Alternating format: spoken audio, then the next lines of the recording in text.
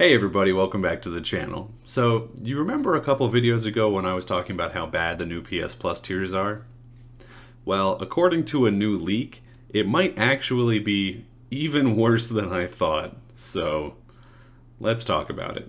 If you hadn't heard, according to a leak being spread around by some very credible sources, it seems like PlayStation is going to start forcing devs to create either demos or 2-hour-long limited time trials for every single game that they want to publish onto the PlayStation 5 platform, provided that the game costs $35 or more, which feels like a very random number to put in there as sort of a cutoff point, but regardless, it seems like they're doing this in an attempt to fill out that top tier of PS Plus, the PS Plus premium tier that lets you have access to backwards compatibility and access to time-limited time trials, or whatever they chose to call it, effectively demos. And I think we can all agree that that is a really bad idea. Like, it just sounds awful, right? Like, asking, or forcing rather, devs to do anything is generally a bad idea because it disincentivizes people from wanting to work with your platform. And in fact, we know that this is a bad idea, this specifically, because back during the 360 era, Xbox did almost the exact same thing, where they also had their devs create demos for games that they wanted to put on Xbox.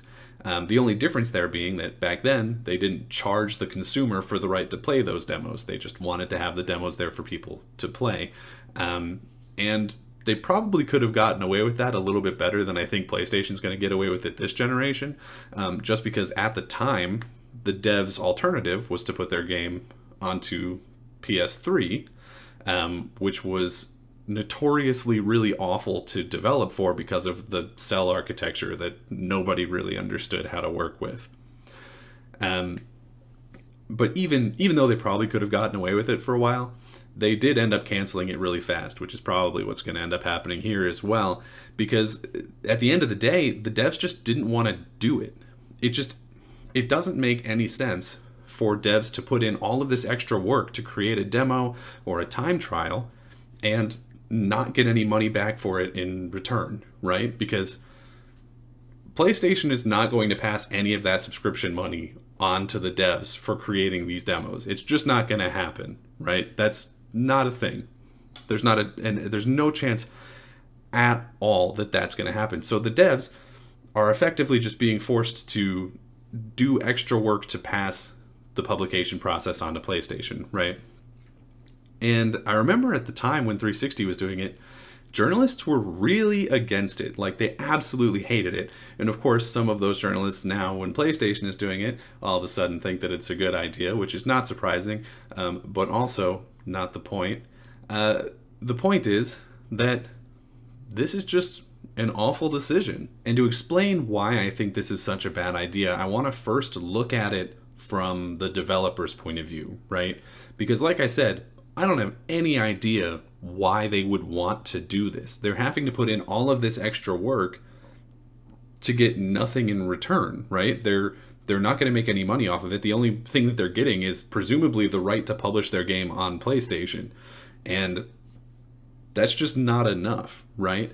And people will bring up, like EA already creates time trials for all of their games for EA Access.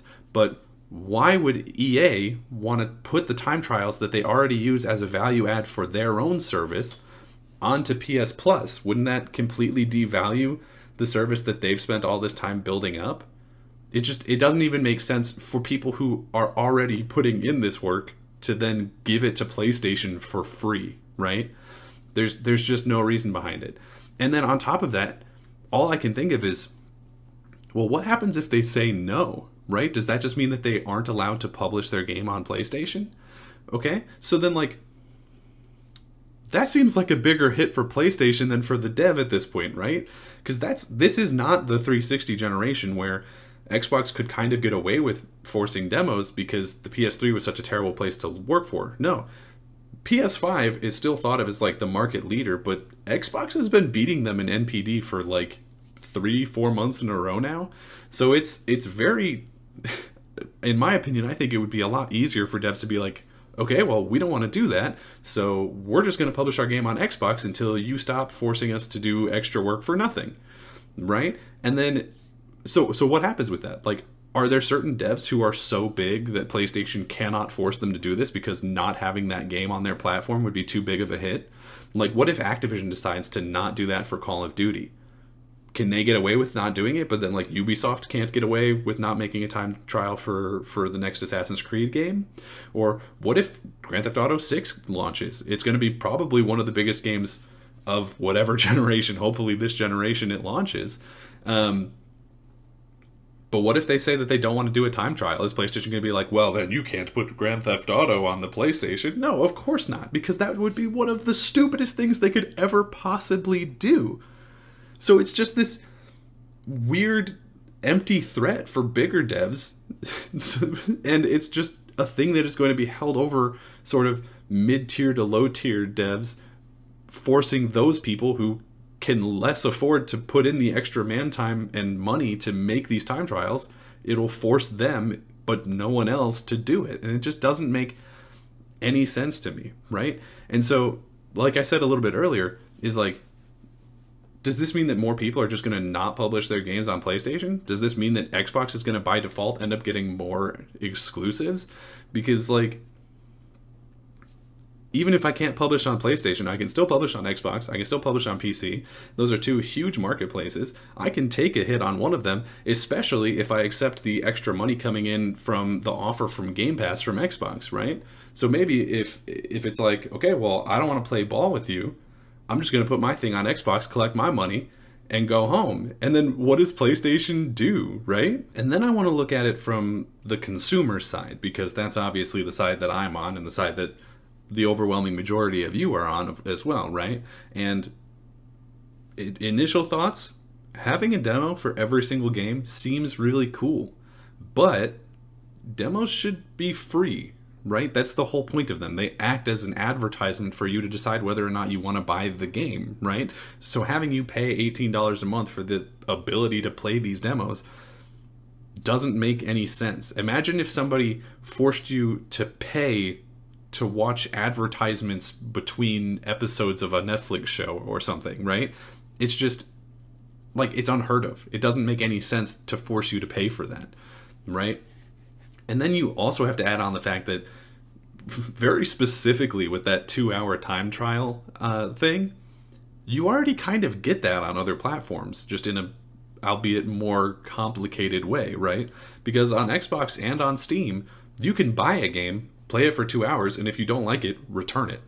So so not only are they price gating demos, they're also price gating a return policy, basically, which is really wild when you think about it. It just, this is an idea that is extremely bad for devs. It doesn't make any sense for the consumer.